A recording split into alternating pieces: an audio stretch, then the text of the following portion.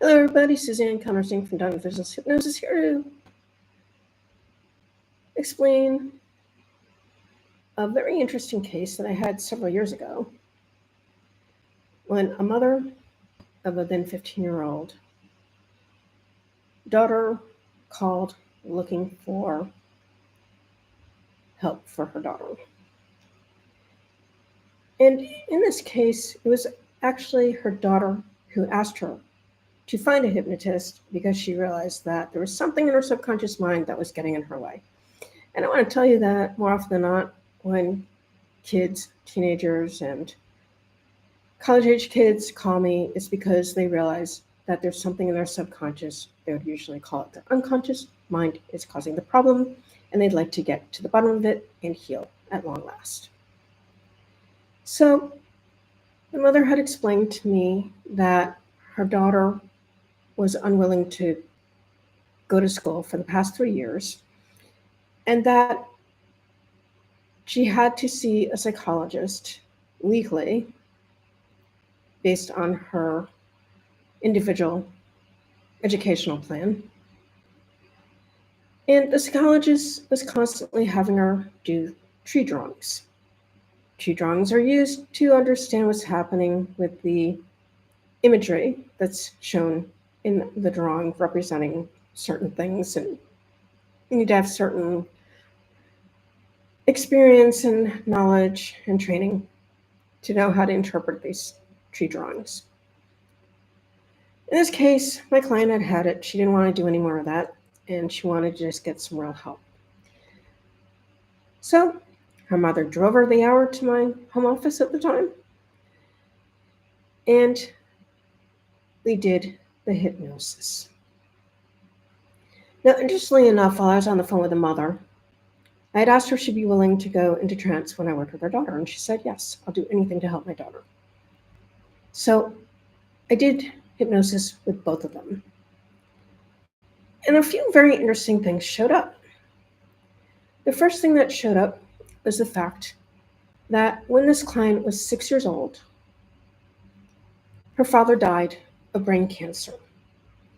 She was the only one of her siblings that was willing to go into his room where all the machines that were keeping him alive were present, making all those machine noises that you see too often in hospitals. And it was something that her older siblings couldn't deal with.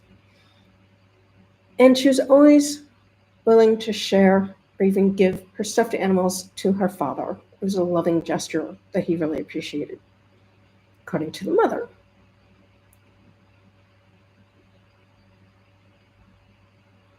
She didn't take responsibility for her father's death.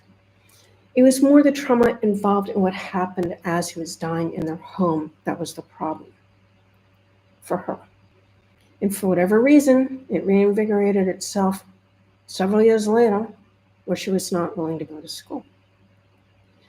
Another interesting thing came out during this work we did together, because her mother didn't understand why it was that her child was taking 7 AP courses.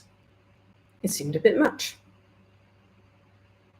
Until she realized that she, meaning the mother, was forced to do that by her mother. And she didn't even realize that she was pressuring her daughter to do similarly. So she asked her daughter to forgive her, and they made amends on that point. So that was the healing. Made an appointment for the next week. They come back to my home office, they sit down on the couch, and her mother tells me that her daughter has something to tell me. What did the daughter have to tell me? She told me, I know how I'm going to go back to school.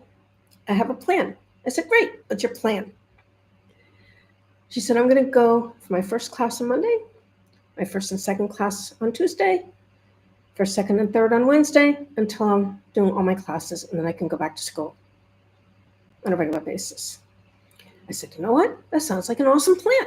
Let's give it a try. So this client was empowered to create her own treatment plan. And when a client's creating their own treatment plan, guess what happens? It works. However, she did have a little tiny problem. Many months later, I received a thank you email from her mom telling me that she was able to do her first class on Monday, her first and second class on Tuesday, but Wednesday she had a hard time getting back to school. But after that, she went back to school regularly. She even got back involved in soccer, a sport she loved, and had done very well in all of her classes at the end of the year. Couldn't be happier. So I'm here to tell you that we don't always understand why things affect people in the way that they do. We want to give as much autonomy to our kid clients, as I like to call my clients who are minors, even the 20-something-year-olds. Because when we do that, they're able to help us understand better what they need to help them heal, especially when we work in their subconscious mind, which is the whole point of getting the material in the subconscious mind. And then they are able to help us help them heal them so much better. I trust that you found this case history to be really interesting, but I have another one for you that's really interesting too that I'd like to add to this one. In this case, it was just a straight regress to cause situation. So we call it in hypnosis. I had an insomniac anesthesiologist come to see me. And I made it really clear to him that I may not be as smart as him. He had 3 different types of specializations in the medical world at the time he saw me. But I did know how to do hypnosis, and they just needed to listen to me. And he said, I've tried everything else. I'm in your hands. Just do what you know how to do. I'm here for you. I said, okay. So he went over to the chair, and I regressed him back to all the times that were problematic for him being able to sleep through the night.